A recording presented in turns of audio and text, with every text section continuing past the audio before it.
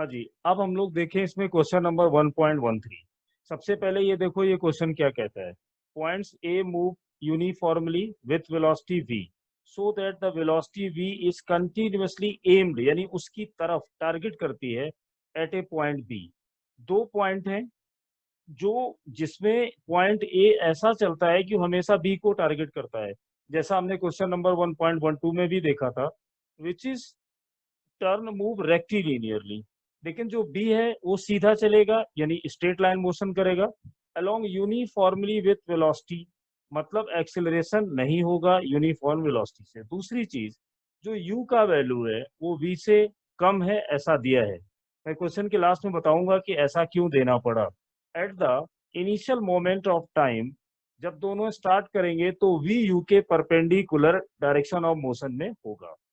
And the points are separated by a distance L, दोनों का initial separation जो दिया है, जो फाइनल भी रहेगा वो एल दिया है।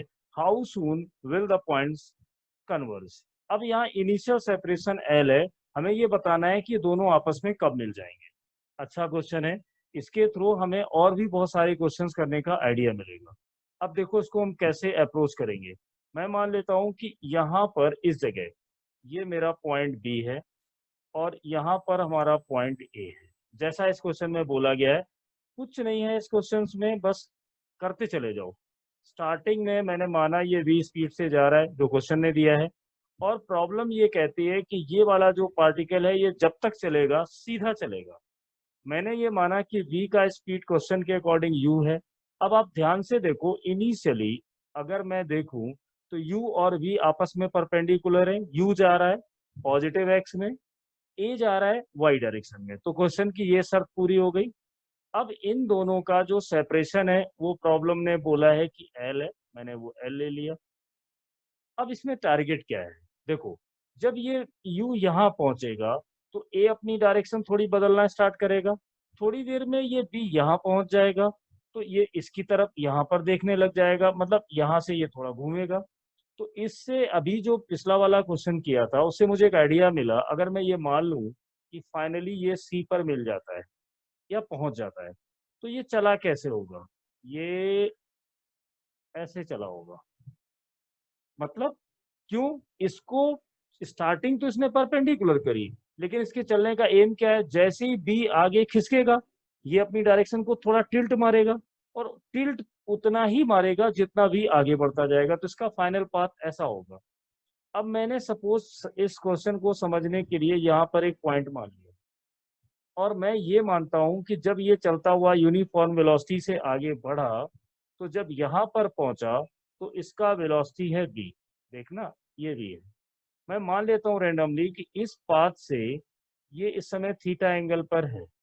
तो अगर मैं हॉरिजॉन्टल डायरेक्शन की बात करूं जिसमें कि ये जा रहा है, इसकी वेलोसिटी क्या होगी, v cos थीटा होगी। और इसका जो दूसरा कंपोनेंट है वो कितना होगा, v sin थीटा होगा। अब ये कन्वर्स कब करेंगे, मैं ये मान लेता हूं कि t सेकंड के बाद ये आपस में कन्वर्स करेंगे।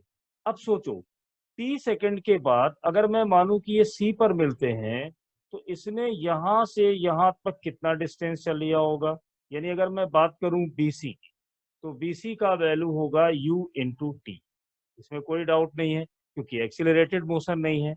अब अगर मैं इसी लाइन को यहां तक लाऊं ऐसे, देखो अगर इसको मिलना है इसका मतलब है कि जो ए है वो हॉरिजॉन्टल में वो भी डिस्टेंस कितनी चलेगा, डीसी चलेगा। अब प्रॉब्लम क्या है, ऊपर वाले क्वेश्चन में डिस्टेंस निकालना बहुत आसान है क्योंकि हमने स्पीड और टाइम जो टी है ये हमने कंसीडर किया है कि इतने टाइम के बाद ये मिलेंगे, तो इसका डिस्टेंस निकालना आसान था, यू इंटू टी कर दिया। लेकिन इस वाले ए पार्टिकल में प्रॉब्लम क्या आएगी, प्रॉब्लम ये आएगी कि ये थोड़े थोड़े सेगमेंट में एक्स में भी चलेगा और वाई में भी चलेगा। तो हम इसमें v cos theta into T नहीं कर सकते क्योंकि ये गारंटी नहीं है कि जो एंगल हमने माना है वो through out the motion angle वही रहे। तो ऐसी सिचुएशन से कैसे निपटा जाता है, एलिमेंट लेके मैं ये मानूंगा ये थोड़ा थोड़ा खिसकेगा, मतलब ds डिस्टेंस, तो टाइम लेना पड़ेगा स्मॉल यानी dt। तो अब अगर मैं इसकी डिस्टेंस लिखूं कि थोड़े से सेगमेंट का डिस्टेंस क्या होगा, तो यहाँ लिखोगे v cos थीटा और थोड़ा सा टाइम लिखोगे dt। ये रहा। अब मैं ये जानना चाहता हूँ कि ये अगर मैं डी पॉइंट मानूं तो डायग्राम से ये है कि ये आपस में कब कन्वर्स करेंगे। तो यहाँ से ये तो क्लियर है कि बीसी और एडी इक्वल होना चाहिए, यानी पार्टिकल ए जो हॉरिजॉन्टल डिस्टेंस कवर करेगा वो एडी होना चाहिए और ऊपर जो बीस कवर करेगा वो बीसी होगा।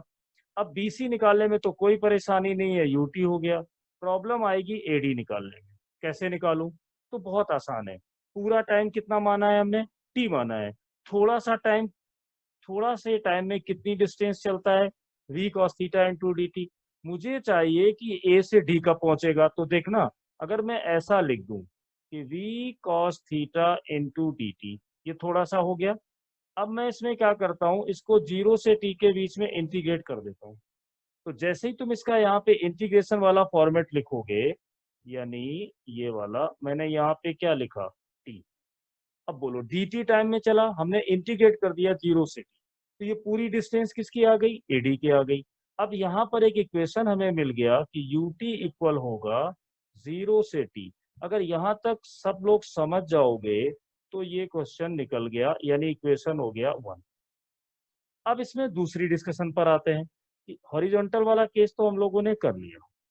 अब सोचो ये v एम करेगा, इस समय u कहाँ दिखाई देगा? यहाँ पर होगा। मैं कैसे कह सकता हूँ कि v के ठीक सामने u होगा? क्योंकि a ने जब से चलना शुरू किया है उसका एम ही यही था कि b को टारगेट करना। अब लेकिन प्रॉब्लम ये है कि u तो जा रहा है x डायरेक्शन में, b आ रहा है सामने। मुझे इनका अप्रोच जानना है और अप्रोच का फंडा क्या है कि सबसे पहले दोनों पार्टिकल का लाइन ऑफ ज्वाइनिंग निकालो। तो लाइन ऑफ ज्वाइनिंग के लिए मुझे यहाँ पर u का एक कंपोनेंट बनाना होगा इस तरफ, और वो कंपोनेंट होगा u cos थीटा। अब ये u cos थीटा क्यों होगा? क्योंकि यहाँ से जो एंगल मैंने हॉरिजॉन्टल से लिया थीटा, लाइन मैंने ड्रॉ की सीधी, तो ये भी होगा थीटा। तो ये कंपोनेंट हो गया u cos थीटा। जब u cos थीटा हुआ तो हमारी जो लाइन ऑफ मोशन आई वो क्या आई? यहाँ से v है किसका? a का। यहाँ पर जो तुम्हें कंपोनेंट मिला वो u cos थीटा है और ये है इसका लाइन ऑफ मोशन। अब मुझे यहाँ पे जानना क्या है कि ये डिस्टेंस, क्योंकि अगर इनको आपस में मिलना है तो इस L को 0 होना पड़ेगा।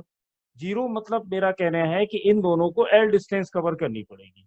तो A जब B को टारगेट करेगा तो वो डिस्टेंस कवर होने के लिए क्या मैं ये इक्वेशन लिख सकता हूँ कि जो L का वैल्यू होगा यानी डिस्टेंस, वो होगा स्पीड इनटू टाइम। अब करोगे कैसे? स्पीड क्या है? v, और ये दोनों लाइन पे रिलेटिव स्पीड है तो दोनों का डायरेक्शन दिख रहा है, सेम है। v minus you cos theta, ये स्पीड हो गई। अब मैं टाइम कितना लूं? फिर कान खड़े रखना, दिमाग खुला रखना, क्योंकि टाइम हम सेगमेंट में ले रहे हैं। पूरा टाइम मैंने टी मान लिया है लेकिन थोड़ा थोड़ा करके ही तो निकाला है। तो यहाँ पर जो मल्टीप्लाई करोगे तो टी नहीं डी टी करोगे, और पूरी डिस्टेंस जाने के लिए इसमें कितना टाइम लगेगा? 0 से टी। अब मुझे ये निकालना है कि ये टाइम कितना लगेगा इस एल डिस्टेंस को पूरा कन्वर्स करने में, पूरा मिलने में। तो जैसे ही तुम इंटीग्रेट करने आगे बढ़ोगे, देखो यहाँ पर क्या आएगा? v आएगा, dt आएगा, लिमिट आएगी 0 से t।